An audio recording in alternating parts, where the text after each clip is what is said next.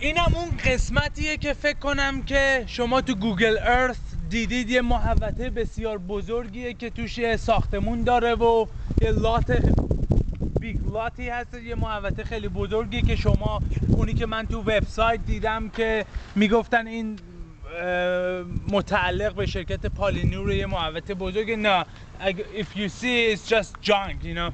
فقط این یه پارکینگیه، استوریجه، یه پارکینگیه واسه ماشینای نمیدونم تراک و این چیزا. اونم اون ساختمونه، فکر کنم یه چیز کارخونه‌ایه، یه I don't know what's reality.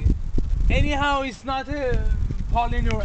So این فکر کنم اینجا خوبی بود به شما نشون بدم که اون قسمتی هم که شما تو گوگل ارث نگاه میکنید، این قسمته یه محوطه بسیار بزرگی با ماشینالات، پارکینگ ماشینالات، پارکینگ تراک و این